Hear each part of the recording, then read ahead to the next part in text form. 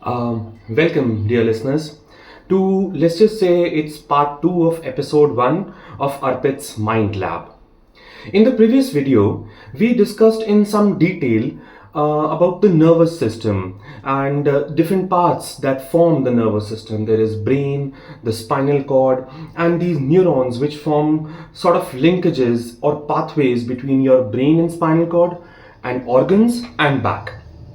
We also talked about a very essential component of the nervous system, the neuromodulators, these molecules that govern your mood, your activity, your level of being charged up or calmed down, your sense of self contentment, satisfaction, love, and many other emotions.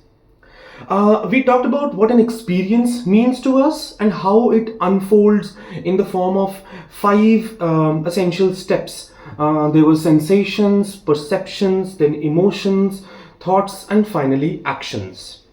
We also briefly touched upon reflexive and deliberate actions. Now, I want to talk more about the reflexive and deliberate actions.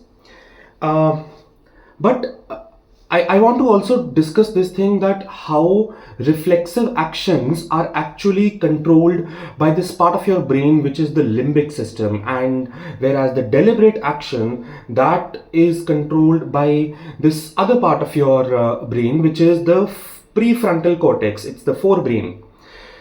And this brings us to neuroplasticity, our brain's incredible ability to change. We will only touch upon it very briefly and go into further detail in future episodes when we take a deep dive into this really fascinating ability of our nervous system to change for good or for bad. Neuroplasticity needs to be understood in two ways, as I said.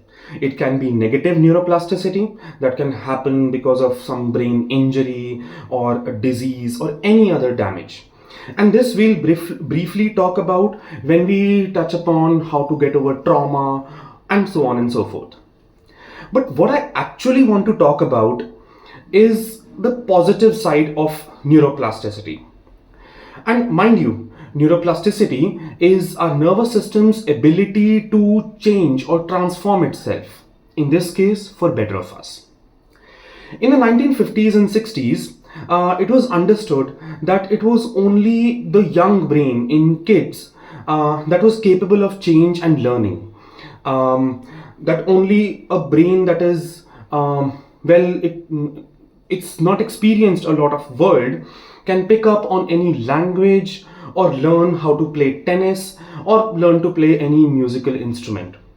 A very interesting example is that of, it's disturbing, but children who are blinded at birth or blinded really early in their lives, the real estate of the brain that plays a role in vision was actually reallocated to other senses. This reassigning of actual real estate of the brain was neuroplasticity at work in young minds. On the other hand, in those individuals who lost their vision after reaching adulthood, it was really hard to reallocate the vision real estate to other senses of the brain, of the body. I'm so sorry.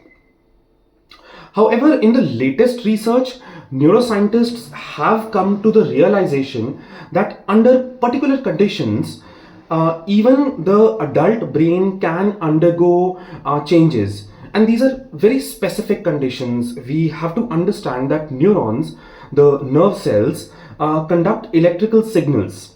But they perform another important activity. They release neuromodulators that we talked about in the previous episode. And there are two particular neuromodulators which play an important part in bringing our control centers to a condition where it can change or rewire itself. There is epinephrine, firstly, the molecule of stress, as we talked about, which basically heightens your alertness. And then there is acetylcholine, this molecule, which kind of, it's the molecule of focus. It kind of shines the light of attention on a particular activity that you are trying to do. The key word here is trying.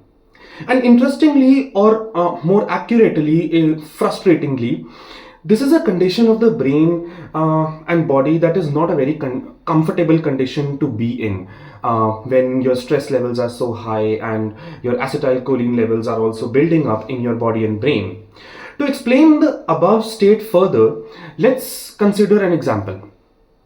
As a 30 or 35-year-old, you are trying to learn tennis, and as a matter of fact, you have never ever played tennis as a child. And it can be extremely daunting and frustrating when you try to learn and then fail at it. The agitation grows even further when you keep on failing at serving or like returning a backhand. Believe me, I've experienced this agitation. This frustration or stress is the epinephrine, or alternatively called adrenaline, that is growing inside your brain and body. And the growing wish to like properly serve or return a backhand but fail at it, that grows the acetylcholine levels in your brain and body. And among other things that it does, it makes your hunger for success in the face of failure grow even more. So you need to be agitated. Now, mind you, to change your brain, to rewire itself, you need to be agitated or stressed, and you need to really want to do it right. The frustration doesn't end here, just by the way, because the actual rewiring of the brain is not happening at the time when you're performing the activity, when you're playing your tennis, you're trying to learn that musical instrument. It happens during a particular state of your body that you might be familiar with. It's the shallow depth sleep or shallow sleep. Just simply put it, shallow sleep. Now, we'll also talk about what shallow sleep is or what deep sleep is in future episodes. Another topic that I briefly want to touch upon is these parts of your brain, the forebrain or the frontal lobe, and the second one is the limbic system. Limbic system, as we talked about during our discussion about reflexive actions, is this primitive part of the human brain that forms the central pattern generators which control very reflexive actions, very natural actions, something like walking. Another example might include, breathing, or fidgeting, in case of people who fidget a lot, who sort of, cannot sit still, or sexual urges, or losing control when you're angry. In all of those instances, it is your limbic system that is taking your control over your actions. In all of those instances, you might be angry and or you might be agitated, and you are controlling yourself, but the agitation keeps on growing. This agitation is actually the epinephrine that is growing inside your brain and body. To control this limbic system, we as humans, we develop this pre-frontal cortex, or more simply the forebrain, which controls our instinctive actions. As we discussed in the part 1 of the episode, if you have to adopt particular patterns of walking, let's say you're trekking, so you have to know how much strength is to be put when you're putting a right foot forward, or how much strength is required when you're putting the left foot forward. Your forebrain comes into play. And as adults, we need to be more aware when exactly we are feeling agitated. When are we angry and want to respond in a particular way? And when we are in control, that is our forebrain. Now, when we are in control, that is our forebrain taking control of our actions. Someone might say something that is triggering to you, and we would like to, respond in a particular way. But if your forebrain is completely developed, you will have complete control over your actions. In children, this forebrain is not fully developed. This is why they exercise less control on their actions. They like to run and play and take a chocolate whenever they feel like. And as adults, there could be things that hamper your control over your activities, basically your reflexive actions. being your priority over your thought out activity. One thing that hampers your forebrain or your prefrontal cortex or the control over your actions is alcohol and of course drugs of abuse. If you have had too much to drink, you might end up doing something that you might regret later. It's just an example from our daily lives, how science plays a very practical part in our life. Now, apart from the technical knowledge that I've brought to you, what are the key takeaways for all of you guys in from part 1 and part 2 of episode 1 of Arpit's Mind Lab? Firstly, your nervous system, that is your brain, your spinal cord, and these neurons which run to and fro from your organs and back, um, are responsible for whatever you're feeling or experiencing in life. You are walking, that is your nervous system. You are feeling pain, that is your nervous system. You're feeling loved or love somebody, that is your nervous system. Any kind of urge that is happening, you're seeing colors, that is also your nervous system.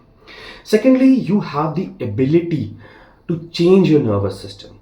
And as adults, it becomes absolutely important to understand that you have the power to learn something new or get over some trauma. You just have to employ proper scientific techniques and methods. And lastly, your actions are controlled by largely two major centers of the nervous system: the limbic system, which has a bottom up approach, controlling actions that do not require any effort from your brain, and then there is prefrontal cortex, your forebrain, which employs sort of top down approach where your brain is actually exercising deliberate control on your actions. And different substances like alcohol or drugs can hamper your prefrontal cortex and remove this deliberate control on your actions. And this is of absolute importance in for us as a society. And it might be a dark example, I understand that, but most of the murders happen in the fit of rage. And this it is seen that murderers were actually regular consumers, or like more accurately, regular abusers of alcohol and drugs. And it is at least partly because of the damage that the alcohol and substance abuse caused to the prefrontal cortex, because of which they couldn't exercise control on their actions in the fit of rage and anger and went on to do something really horrible. That is all for our discussion on nervous system. We'll now dig deep into some other topic in future episodes. I will be back, and till then, thanks for staying with Arpit's Mind Lab. Stay curious, stay well.